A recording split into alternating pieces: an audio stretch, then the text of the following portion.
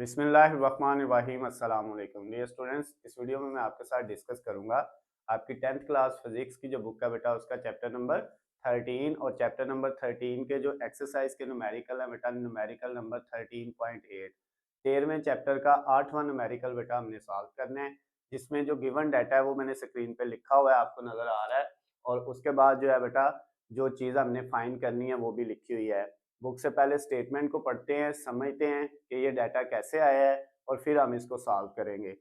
तो स्टेटमेंट में लिखता है a capacitor hold 0.03 coulomb of charge when fully charge by a 6 volt battery. जब एक कैपेसिटर को 6 वोल्ट की बैटरी के साथ हम जो है वो चार्ज करते हैं, फुली चार्ज करते हैं, मुकम्मल चार्ज करते हैं, तो उसके ऊपर कितना चार्ज आता है? 0.03 कूलम चार्ज जो है वो स्टोर होता है।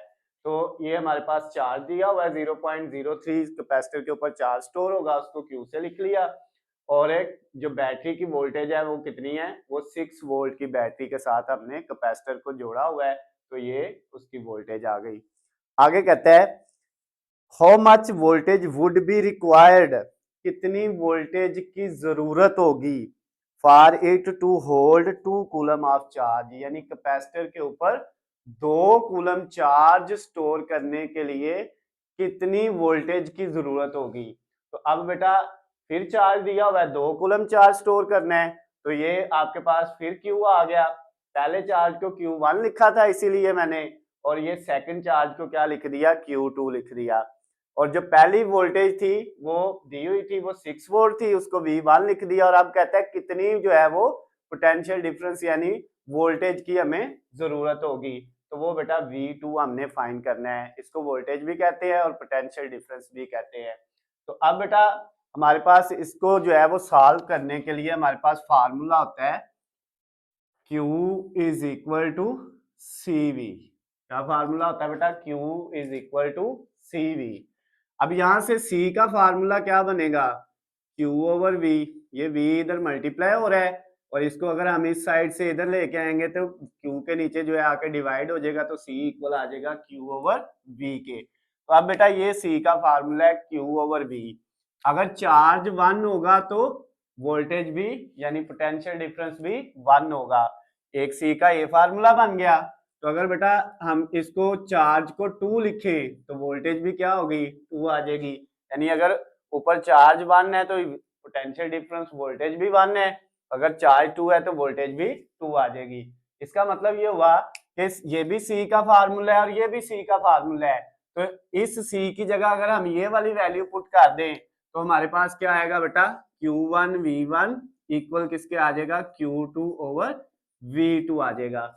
हमने असल में ये वाला फार्मूला इस न्यूमेरिकल को सॉल्व करने के लिए यूज करना है, लेकिन ये फार्मूला मैंने डायरेक्ट इसलिए नहीं लिखा क्योंकि कुछ बच्चों को ये कंफ्यूजन होती है कि सर ये कहां से आ गया फार्मूला। ये बेटा इसी फार्मूले से बना है, Q is equal to C V वाले से। तो अब इस फार्मूले में हमारे पास जो वैल्यू है वो हम पुट करते हैं। Q1 की वैल्यू कितनी है?